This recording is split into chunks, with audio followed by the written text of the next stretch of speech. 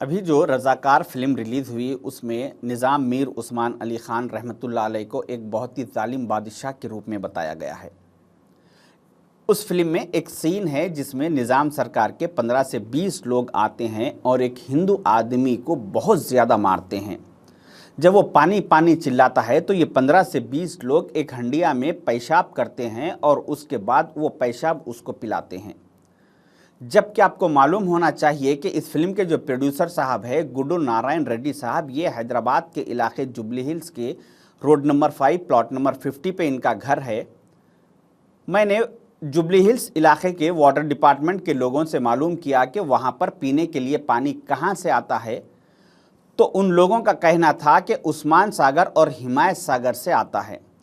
तो ये प्रोड्यूसर साहब सारी ज़िंदगी निज़ाम सरकार के बनाए हुए डैम से पानी पीते रहे और आज ये फिल्म बना के बता रहे हैं कि निज़ाम सरकार के दौर में हिंदुओं को पेशाब पिलाया जाता था। शर्म आनी चाहिए उनको इस तरह से बकवास करने के लिए। दूसरी अहम बात, उत्तर प्रदेश के वाराणसी में बनारस हिंदू यूनिवर्सिटी है जो 1916 में बनवाई गई थी। उसके बाद कुछ सालों के बाद वो लोग पैसे की कमी की वजह से उसको चला नहीं सक रहे थे, तो वो 7 जनवरी 1939 को उस यूनिवर्सिटी के जिम्मेदार लोग आकर निज़ाम सरकार से मिलते हैं और कहते हैं कि हमने एक यूनिवर्सिटी कायम किया है बनारस हिंदू यूनिवर्सिटी, उसको हम चला नहीं सक रहे हैं, उसके लिए फ़ंड की ज़रूरत है, आप हमारी मदद कीजिए।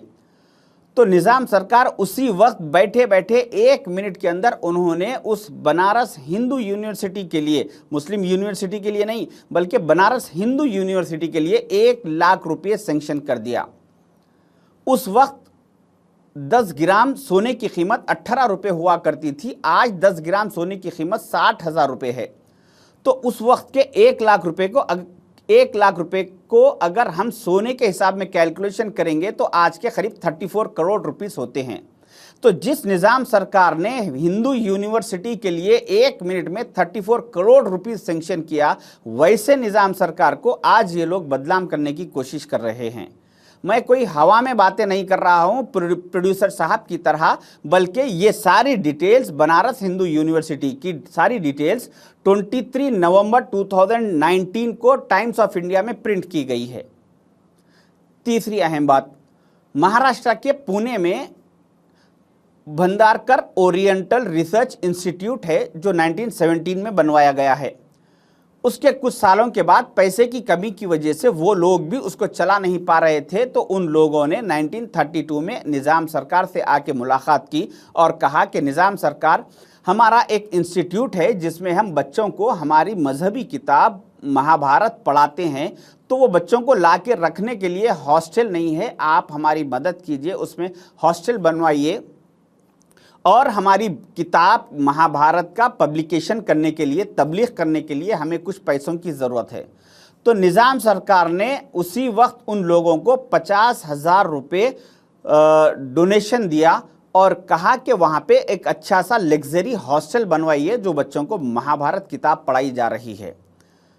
और साथ ही साथ उन्होंने उस वक्त के 50,000 रुपये आज के 17 करोड़ रुपये होते हैं और उन्होंने कहा कि हर साल 1,000 रुपये मेरे ख़जाने से आप लोगों को दिए जाएंगे जिससे आप आपकी बुक महाभारत का पब्लिकेशन कीजिए। उस वक्त के 1,000 रुपये आज के 36 लाख रुपीस होते हैं। तो जिस निज़ाम सरकार ने महाभारत बुक किताब को पढ़ने वाले बच्चों के लिए 17 करोड़ का हॉस्टल बनवाया और उस किताब की पब्लिकेशन के लिए हर साल 36 लाख रुपए डोनेशन दिया करते थे, आज वैसे निज़ाम सरकार को ये लोग बदनाम कर रहे हैं।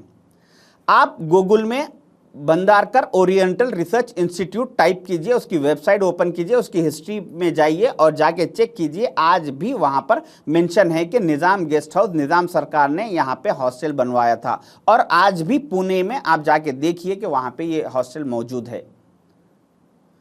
ऐसा कई मंदिरों को, हिंदू मुसलमान को, सबको लेके चलना निज़ाम सरकार की ये आदत थी।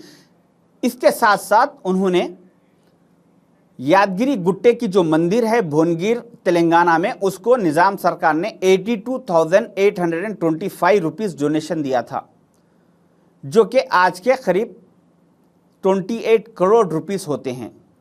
आज से 1 साल पहले फरवरी 2023 में निज़ाम सरकार की बहू, उनकी डॉटर इन लॉ मोहतरमा प्रिंसेस असरा मैडम ने से कुछ यादगिरी गुट्टे की मंदिर के लोगों ने मुलाकात की तो प्रिंसेस असरा मैडम ने अपना सोने का डायमंड का हार निकाल के उस मंदिर के लिए गिफ्ट कर दिया।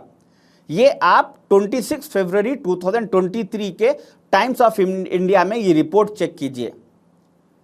1000 पिलर टेम्पल हनमकुंटा तेलंगाना में जो मौजूद है, उसको निज़ाम सरकार ने 1 लाख रुपए डोनेशन दिया, जो कि आज के 34 करोड़ रुपीस होते हैं।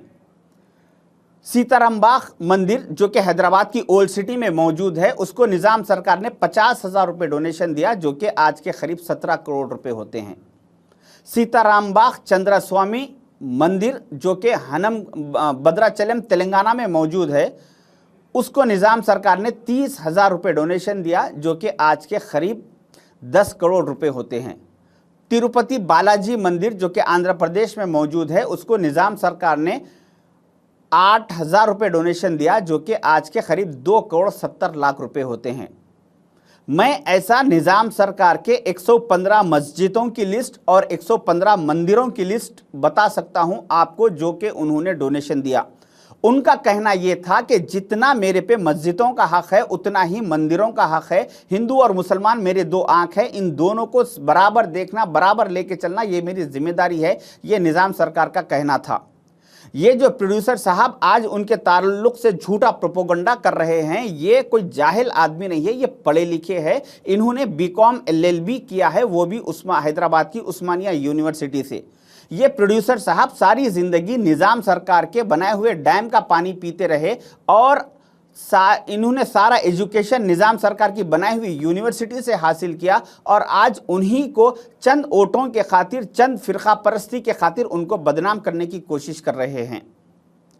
इस तरह से इन्होंने और एक बहुत गंदा सीन उस फिल्म में बताया कि कुछ औरतें बदकम्मा खेल रही थी, तो निज़ाम सरकार के लोग आकर उन औरतों को मार के, उनके पूरे कपड़े उतार के, उनको नंगा करके उनके साथ बदकम्मा खेला और उनके साथ बदतमीजी की, गैर गलत हरकतें की, और उसके बाद जब उन लोगों का उनके साथ दिल भर गया तो उन औरतों को जिंदा जला दिया गया। इस तरह से ये झूठा प्रोपोगंडा ये फिल्म में बता के हिंदू और मुसलमानों को लड़ाने की, बांटने की कोशिश कर रहे हैं।